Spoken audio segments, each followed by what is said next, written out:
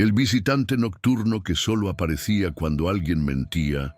¿Alguna vez has mentido y has sentido como si alguien te estuviera observando justo después? Una presencia, un escalofrío, una voz, casi un susurro que parece saber exactamente lo que escondes. En la casa de Lucas, cada mentira tenía un precio. No importaba si era grande o pequeño, bastaba con negar la verdad. Y esa misma mañana, a las 3 en punto, un hombre apareció sentado en el borde de la cama. Él no gritó, él no amenazó, solo dijo una frase que nadie podría olvidar. Sabes que eso no es cierto. Lo que empezó como algo imaginario se convirtió en una verdadera pesadilla. Y ahora, cada palabra no dicha puede traer de vuelta al visitante que nunca yerra el tiro. Si esta historia ya te ha puesto los pelos de punta, imagina lo que está por venir. Así que dale a me gusta, suscríbete al canal y acompáñanos a descubrir hasta qué punto la verdad puede protegerte. El camino de tierra parecía interminable. La camioneta se mecía al ritmo de los baches y el polvo, y el silencio dentro del coche solo lo rompían las insistentes preguntas de Lucas, el hijo menor que no entendía por qué habían dejado la ciudad. Su padre decía que era una nueva etapa y su madre sonreía sin convicción. Pero había algo en ese viaje, ese cambio repentino, que parecía forzado, casi como si nadie hubiera sido consultado, ni siquiera el destino. La casa emergió entre los árboles como un suspiro del tiempo, vieja, de madera oscurecida, rodeada de un jardín descuidado y ventanas que parecían vigilar. La había dejado un tío abuelo lejano del que poco se hablaba.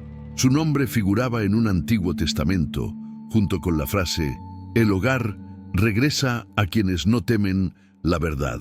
Un detalle que en su momento sonó meramente poético. Al principio, todo parecía simplemente viejo. La casa olía a pasado y los muebles, cubiertos de sábanas, parecían guardar recuerdos que nadie quería heredar. Pero había algo más, una especie de silencio denso, casi sólido. Y por la noche, cuando todos dormían, la madera crujía como si la casa se moviera sola. A la tercera mañana, Lucas apareció en la cocina en pijama, con los ojos muy abiertos y la voz entrecortada. Dijo haber visto a un hombre sentado en el borde de la cama. No era su padre, un desconocido. Estaba allí de pie, mirándolo fijamente. El niño no gritó, solo dijo que el hombre tenía los ojos tristes, y susurró algo que no entendió. Su madre intentó consolarlo, atribuyéndolo a su imaginación hiperactiva y al estrés de la mudanza. Pero la expresión de Lucas no era de invención. Era la de alguien que había visto algo y deseaba no haberlo visto. Al día siguiente dibujó al hombre, ropa oscura, rostro pálido y largas manos apoyadas en las rodillas, y con letra temblorosa escribió junto a la figura: "No le gustan las mentiras". La familia rió nerviosamente. Papá cambió de tema. Mamá dobló el dibujo y lo guardó en un cajón. Pero esa noche nadie durmió. Bien, el viento soplaba irregularmente. Las ventanas crujían y un reloj antiguo en la sala dio las 3:12 con un repique más fuerte de lo habitual, como si ese minuto en particular tuviera peso. Esa misma mañana su madre, al ir a ver cómo estaba Lucas, lo encontró despierto, sentado, mirando fijamente la puerta del dormitorio. Le preguntó si había tenido una pesadilla. Él negó con la cabeza y dijo sin pestañear: "Solo aparece cuando alguien miente".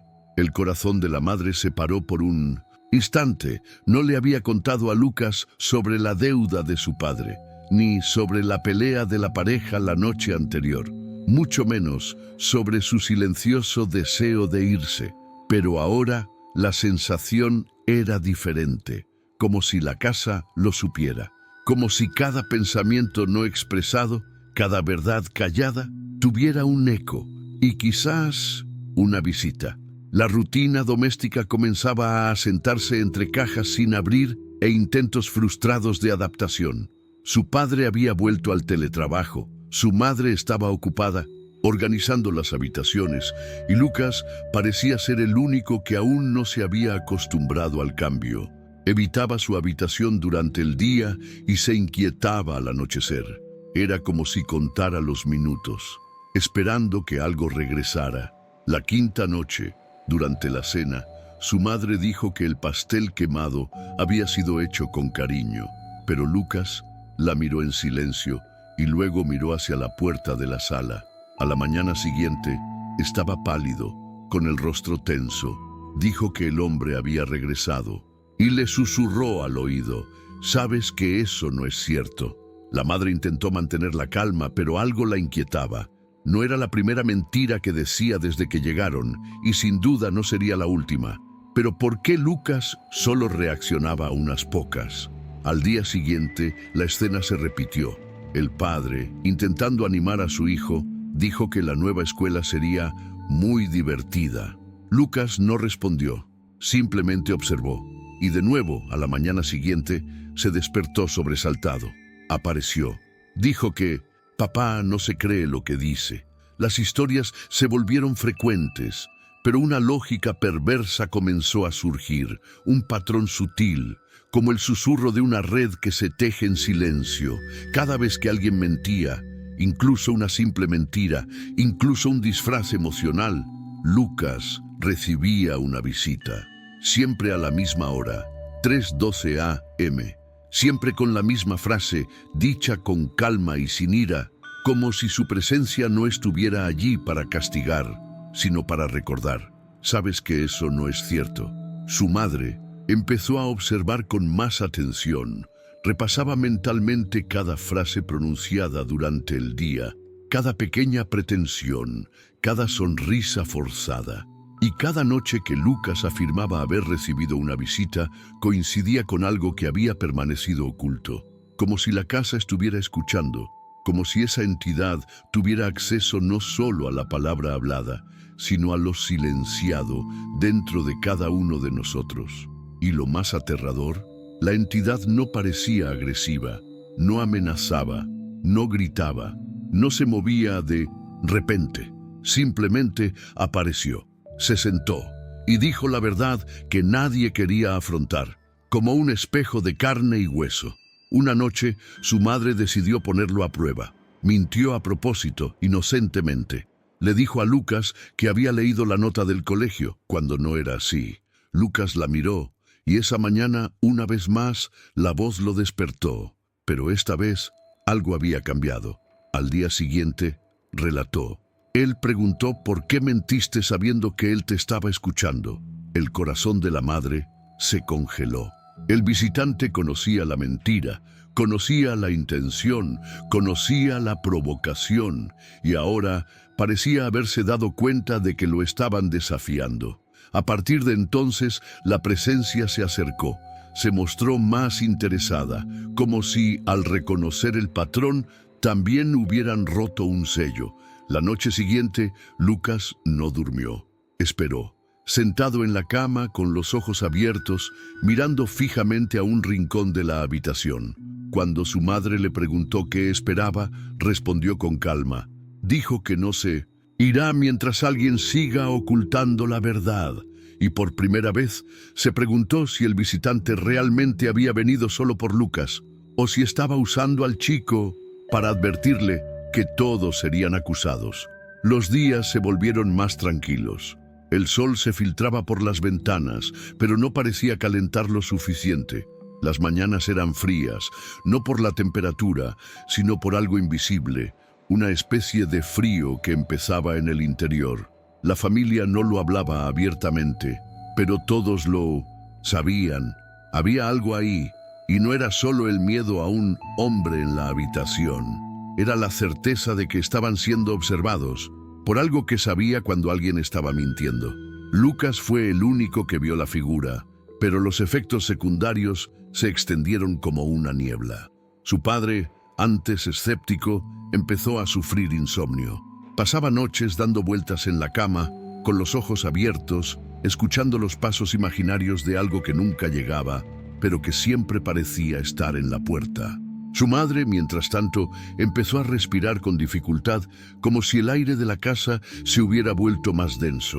Incluso se ahogaba sola en habitaciones vacías. Lucas, cada vez más pálido, se pasaba los días dibujando.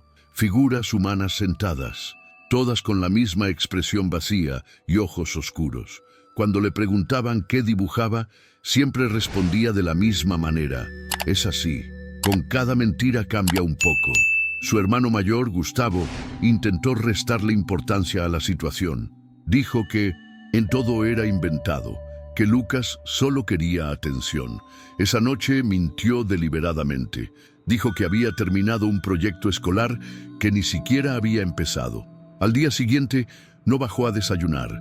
Estaba encerrado en su habitación bajo las sábanas, con los ojos rojos y el rostro pálido. Dijo que no vio nada, pero confesó sentir una presencia, una presión invisible sentado en la cama, algo que no se movía, pero respiraba. Cuando su padre intentó negarlo, Lucas lo interrumpió. No quiere a que creas, solo quiere que dejes de mentir. Era como si la casa se hubiera convertido en una especie de campo espiritual, activado por la deshonestidad. No importaba qué pretendía proteger la mentira, si evitar discusiones o preservar la paz. Bastaba con que no fuera verdad, y la presencia emergería. Y esa presencia era implacable en su calma. Una mañana lluviosa, la madre estaba sola en la sala, preparando té, cuando escuchó claramente un susurro detrás de ella. «Sabes que eso no es cierto». Se giró de repente. Nada, pero el aroma de la habitación había cambiado, un tenue y antiguo aroma a incienso quemado, como si el pasado hubiera resurgido. Desde ese momento nadie dudó. La entidad existía, escuchaba, sabía. La familia empezó a evitar incluso los pensamientos negativos. Se vigilaban constantemente, ni siquiera se mentían. Los niños dejaron de poner excusas, los adultos dejaron de esconderse tras frases diplomáticas. La verdad se convirtió en una obsesión silenciosa, pero eso solo hizo que la atmósfera fuera más tensa, más pesada, porque ahora todos lo sabían. No bastaba temer lo que se decía, era necesario temer lo que se callaba. Y durante la madrugada, cuando el reloj del salón dio las 3:12, todos los ojos se abrieron al mismo tiempo en las distintas estancias de la casa. Nadie se atrevió a mirar hacia los rincones oscuros. Nadie quería ser el siguiente en escuchar. «Sabes que eso no es cierto». Su padre ya no podía mantener su postura escéptica. Intentó racionalizar lo que sucedía, alegando fatiga, sugestión, quizás histeria colectiva, pero cada mañana se despertaba a la misma hora, las 3:12 a.m. Se despertaba sudoroso, sin aliento, con el latido de su propio corazón retumbando en sus oídos, como si fuera parte del antiguo reloj de la sala. Aún así quería pruebas. Entonces decidió poner una cámara en la habitación de Lucas, un modelo sencillo con visión nocturna. La colocó silenciosamente en la esquina superior de la pared, frente a la cama de su hijo. Lucas no se quejó, simplemente miró a su padre con la misma frase de siempre en los ojos, aunque no la dijo en voz alta. «Sabes que eso no es cierto». La noche cayó, densa como la tinta. La casa dormía con las ventanas y las puertas cerradas, pero como siempre, el silencio absoluto nunca llegó, nunca volvió a llegar. La madera de la casa parecía susurrar verdades entre crujidos, y entonces, las 3:12 a.m. A la mañana siguiente, su padre se sentó con un café frío en las manos y reprodujo la grabación. Los primeros minutos mostraban a Lucas durmiendo plácidamente de lado. La habitación estaba en silencio, salvo por el tenue sonido de los grillos afuera. A las 3:11 a.m., la cámara se sacudió brevemente, un ruido sordo, como una corriente de aire, incluso con todas las ventanas cerradas. Luego, exactamente a las 3:12, se formó una sombra al costado de la cama. No se oía ningún sonido, no se oían pasos, no había transición. La sombra simplemente apareció, como surgiendo de la oscuridad. No tenía forma definida, pero su contorno sugería algo humano, sentado, rígido, observando. La cámara se movió durante 3 segundos. Al volver a enfocar, la sombra seguía allí, estática, inconfundible. La figura no se movió, simplemente permaneció allí durante exactamente 42 segundos. Luego desapareció. El padre pausó el video, rebobinó, repitió, amplió, intentó ajustar el contraste, el brillo, los filtros, pero la imagen siempre era la misma. Una presencia que aparecía de la nada y luego desaparecía como si nunca hubiera estado allí. Bajó las escaleras en silencio y encontró a Lucas ya despierto, bebiendo leche en la cocina. Ni siquiera miró a su padre. Simplemente dijo en voz baja, lo volvió a decir. Dijo que papá mintió ayer. El padre casi dejó caer la taza. Sabía de qué hablaba Lucas. Era una mentira, una vieja mentira. Algo que le había contado a su esposa meses antes de la mudanza. Un asunto sin resolver. Algo que había mantenido en secreto. Pero ¿cómo lo sabía la entidad? Fue en ese momento que el padre comprendió. No eran solo mentiras dichas, sino también mentiras guardadas, verdades negadas incluso en el pensamiento. Silencios sucios, heridas cerradas por fuera, pero supurando por dentro. La grabación, al final, fue la prueba que quería. Pero en lugar de alivio, el video trajo algo mucho peor. La certeza de que era real. Y ahora, demasiado real para ignorarlo. Esa noche, el padre no durmió. Se sentó en el sillón de la sala, con la cámara en el regazo y las luces apagadas, esperando. Y cuando el reloj dio las 3:12, el video se detuvo solo.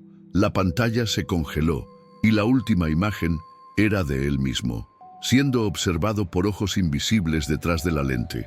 En esa casa, la verdad había dejado de ser un valor moral. Se había convertido en una regla de supervivencia. La cámara de la habitación de Lucas empezó a revisarse cada mañana. Su padre, que antes lo dudaba todo, era ahora el primero en observar las grabaciones.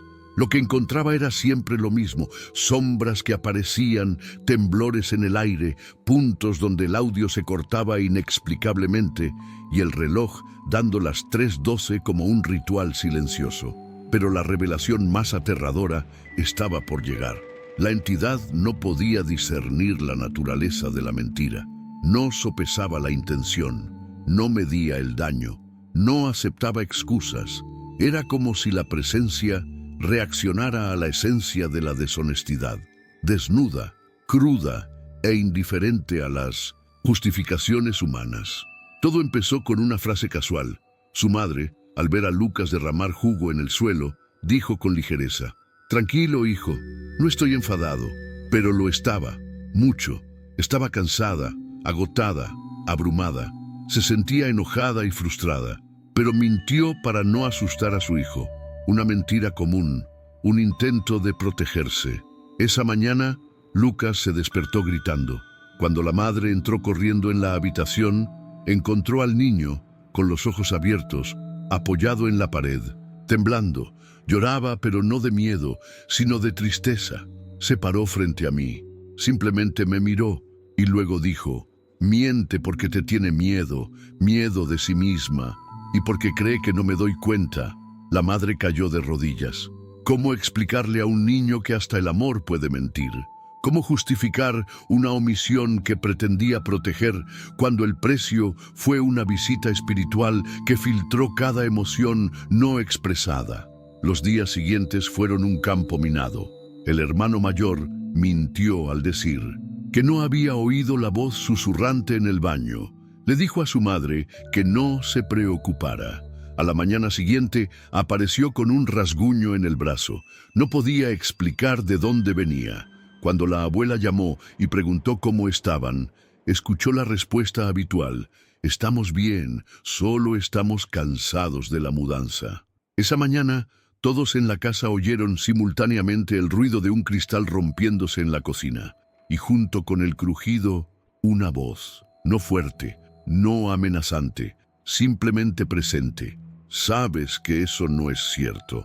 La entidad era más que un espíritu, era una presencia que exigía integridad absoluta, una exigencia ciega, como una balanza que no tolera desequilibrios. La familia empezó a experimentar con una forma radical de convivencia, la honestidad absoluta, no solo con los demás, sino consigo mismos. Y fue entonces cuando se dieron cuenta de algo aún más inquietante. El visitante no necesitaba presentarse en persona. Bastaba con el sentimiento de culpa y se hacía parte del aire.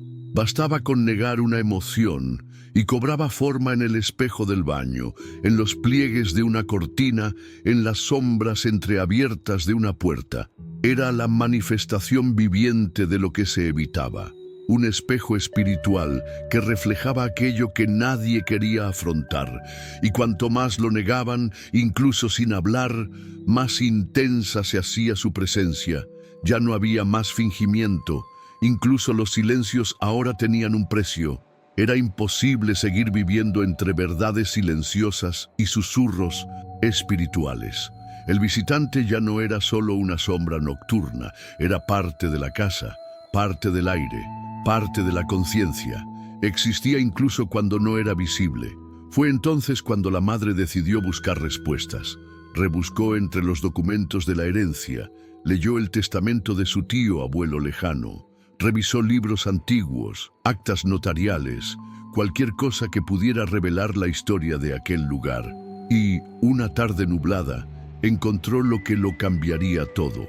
Un cuaderno encuadernado en 1960, en cuero, escondido en un baúl bajo las tablas sueltas del suelo del ático.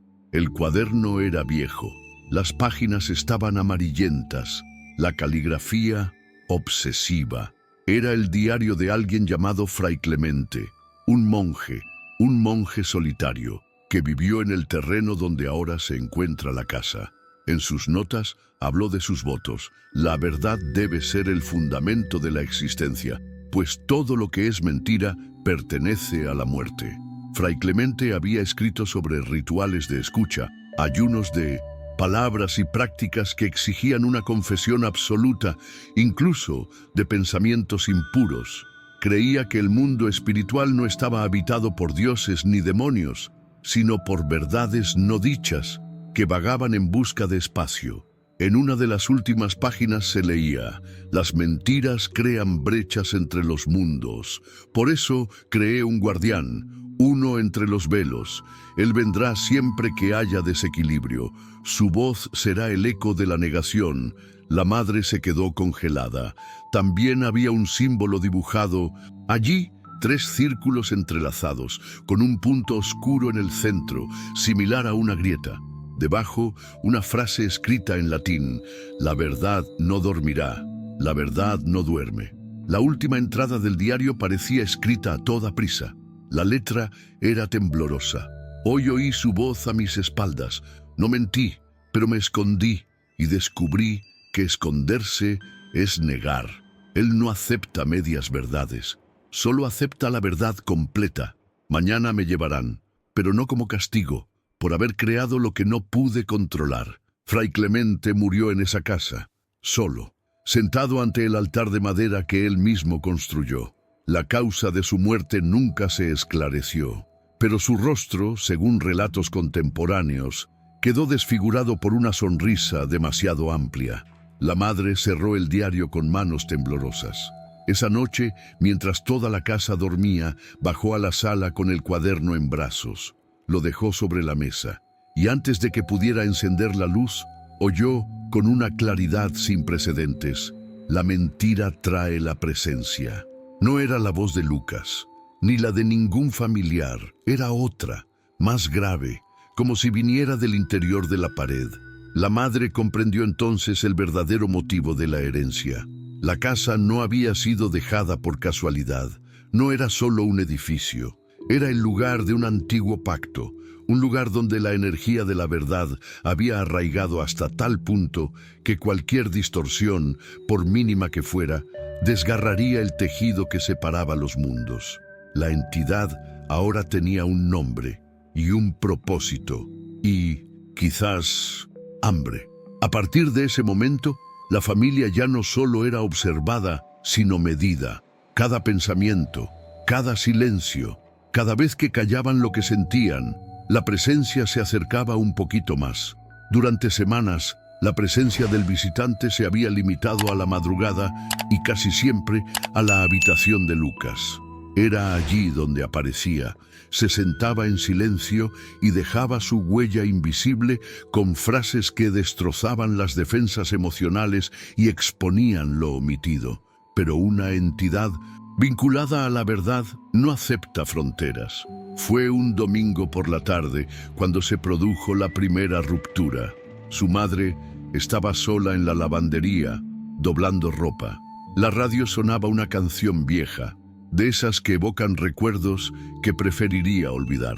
Pensó en lo que le había dicho a su hermana la noche anterior, una llamada rápida en la que le había dicho que estaba contenta con la mudanza. Una mentira protectora, dicha con cariño. Se la creyó, hasta que oyó la voz, tras la cortina del tanque, bajo, como un susurro a través de la tela. «Sabes que eso no es cierto». Se quedó paralizada. La radio seguía sonando, pero el aire en el lavadero se volvió denso. Un sutil aroma a madera mojada llenó la habitación. El suelo pareció crujir solo. No había nadie allí, pero algo estaba presente. En los días siguientes, la voz empezó a manifestarse en los momentos más inesperados. Lucas ya no era el único que la oía. La casa había dejado de ser escenario de apariciones para convertirse en un canal directo entre lo que se dice y lo que se siente. En el baño, el padre escuchó mientras se cepillaba los dientes. «Finges que estás bien, pero no es así». En el dormitorio de la pareja, durante una discusión ahogada por miradas en lugar de gritos, la puerta se cerró sola, y al instante siguiente, la siguiente frase salió del armario, como si alguien lo hubiera presenciado todo: «Escondes lo que grita en tu interior». Incluso su hermano mayor, Gustavo, quien pasaba más tiempo fuera, empezó a evitar regresar. Dijo que la casa parecía respirar profundamente cuando llegó, como si oliera algo raro. Un día, al abrir el refrigerador para sacar un jugo, escuchó el eco que venía de la despensa. Las pequeñas mentiras son grandes invitaciones. Era como si cada habitación hubiera cobrado conciencia, como si las paredes escucharan, como si la casa ahora amplificara la entidad. Ya no bastaba con mentir, bastaba con pensar en guardar silencio. Y el susurro llegó, preciso, partiendo el pensamiento por la mitad. La familia empezó a andar como si nada. Empezaron a escribir todo lo que sentían en diarios. Intentaron vaciar sus emociones ocultas para no atraer la atención de sus voces. Empezaron a confesarse sus pensamientos, a veces pequeños y tontos, solo para aliviar la tensión espiritual en el hogar. Pero la presencia no disminuyó. Al contrario, estaba en todas partes. El sonido de la ducha parecía ahogar las frases que surgían del vapor.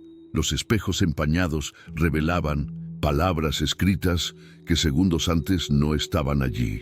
Y las ventanas, al amanecer, a veces mostraban reflejos que nadie reconocía. El visitante ahora era parte de la estructura, y lo más aterrador fue darse cuenta de que ya no necesitaba mostrarse más. Su existencia fue suficiente para paralizar y transformar, porque el verdadero poder de la entidad no estaba en su forma, sino en lo que provocaba. La verdad, una vez dicha, nunca vuelve a dormirse. La casa ya no era un hogar, era un campo de Mitsunto, pruebas. Cada palabra era evaluada, cada silencio analizado, cada gesto soportaba el peso de posibles omisiones, y la entidad, ahora presente en los rincones más pequeños de la vida cotidiana, lo había dejado claro. No importaba si era intencional o inconsciente, toda negación de la verdad tenía un precio, y luego se rompió. El padre cargaba con un secreto que lo había estado pesando desde el principio, desde antes de la mudanza, desde antes de que subieran la primera caja al camión. Esa noche, sentado en el porche, Con la mirada fija en la oscuridad entre los árboles, sintió un escalofrío que le recorría la espalda. No el frío del viento, sino el frío de saber que tendría que rendir cuentas. Sabía que ya no podía vigilar, ya no dormía, ya no comía bien. El visitante no lo dejaba en paz, así que confesó. Reunió a la familia en la sala y pidió silencio. Su esposa sostenía el diario del monje en sus manos. Lucas jugueteaba nerviosamente con los bordes de la alfombra, como si ya supiera lo que venía. Su padre los miró a todos y dijo, lo sabía.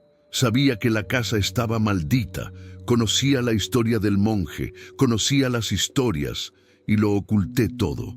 Silencio. Las palabras cayeron como piedras. No hubo gritos, no hubo acusaciones. Lo más aterrador fue lo que vino después, sin que nadie dijera nada más. La habitación se oscureció, incluso con las luces encendidas.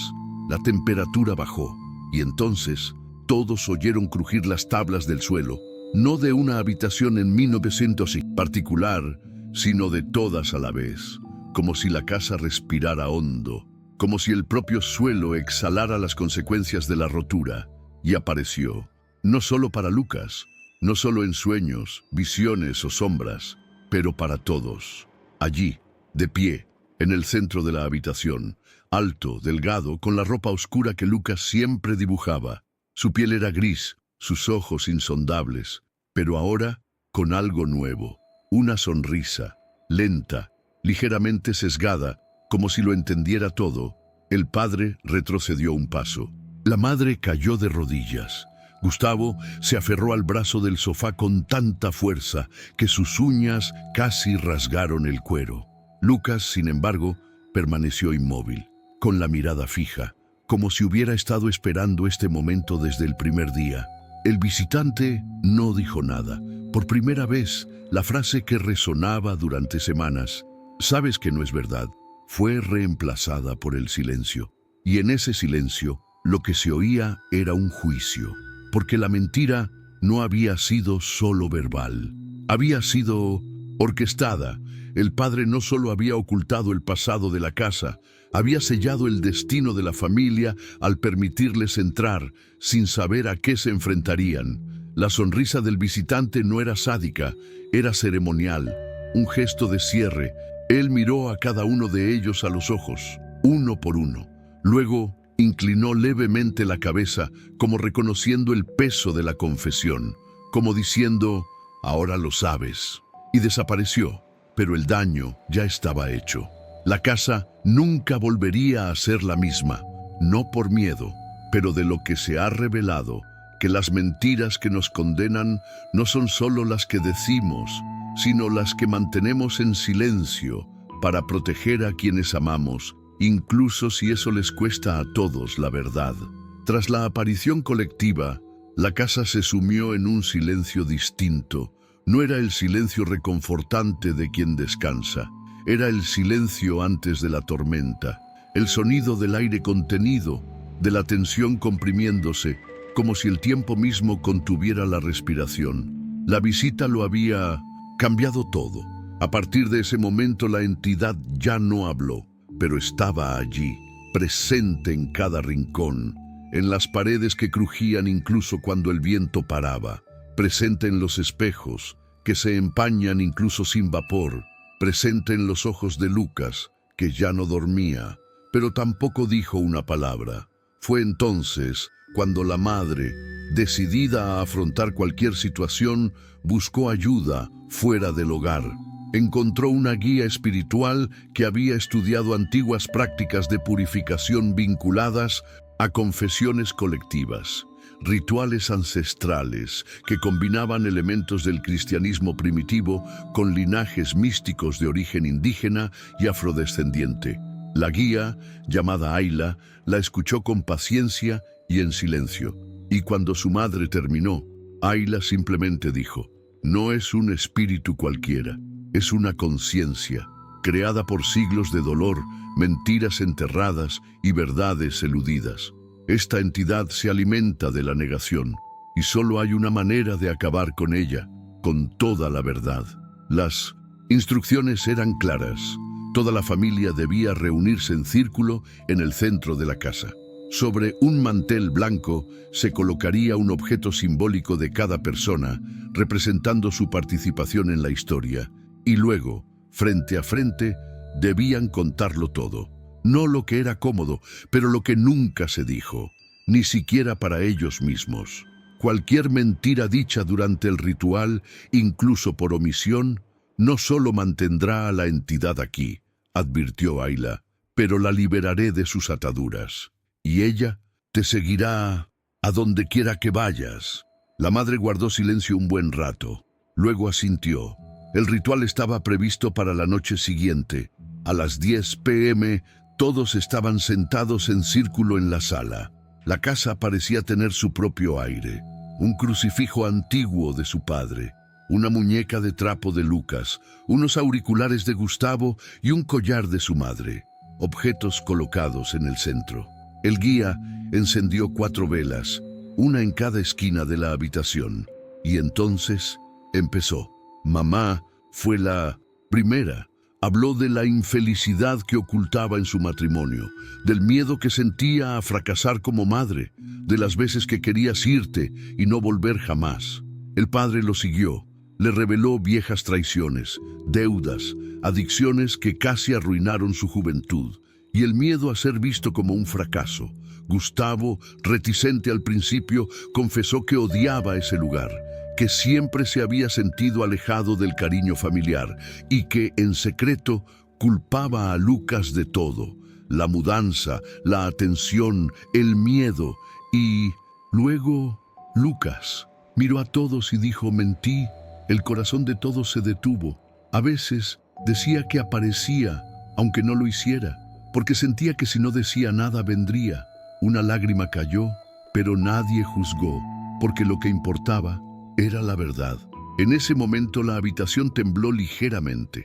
Las velas se apagaron solas, una por una, y por primera vez, desde el principio de todo, no había voz, no había ninguna sombra, no hubo visita. El guía sonrió con los ojos húmedos. Él no se fue. Pero él aceptó. Tras el ritual, el aire de la casa cambió. Era como si las paredes, antes tensas y rígidas, por fin hubieran exhalado un largo suspiro. El suelo ya no crujía con tanta frecuencia. Los relojes volvieron a sonar con normalidad. Y el reloj de la sala, el que siempre marcaba las 3:12 con un fuerte golpe, ya casi no sonaba. El silencio finalmente fue pacífico. En los días siguientes, nadie oyó voces. Nadie vio sombras. Nadie despertó con un sudor frío. Lucas volvió a dormirse plácidamente, sin encogerse ni mirar a los rincones de la habitación. Su madre retomó su costumbre de cuidar las plantas. Su padre reconectaba con pequeños gestos: preparar el desayuno, limpiar el garaje. Gustavo empezó a estudiar más y por primera vez rió durante la cena. La entidad no había regresado, no como antes. El guía espiritual explicó: el ritual no expulsa a la entidad, sino que sella su campo de acción. Ahora dormía, absorta en la verdad que se había dicho, pero advirtió: la verdad está viva, y una vez despierta anhela la continuidad. Cualquier mentira que rompa el círculo puede reactivarlo. Ellos entendieron y se comprometieron. Durante semanas vivieron como si pisaran tierra sagrada. La honestidad se convirtió en la base de cada conversación. Incluso los pensamientos más incómodos se compartían con cuidado, pero sin omisiones. Pero con el tiempo, como todo en la vida, la rutina volvió. Los pequeños resbalones, las frases automáticas, los silencios convenientes. Una mañana, su madre encontró el apunte escolar de Lucas arrugado en el fondo de su mochila. Había reprobado, pero no había dicho nada. Cuando ella le preguntó, dudó y luego respondió: iba a decírtelo, solo que no quería preocuparte. Sonrió comprensivamente, pero esa noche, al entrar a su habitación a buscar una blusa, oyó un leve susurro proveniente del armario entreabierto. Débil, casi imperceptible, pero presente. Sabes que eso no es cierto. Se detuvo. Se le heló la sangre. Se le encogió el corazón. La voz no estaba enfadada, ni amenazante. Era más bien un recordatorio, un eco del pacto hecho, una sutil advertencia de que lo que estaba sellado permanece allí, esperando, observando, escuchando. Porque tal vez el visitante nunca se fue. Quizás ahora simplemente está en silencio, espera, esperando la siguiente mentira.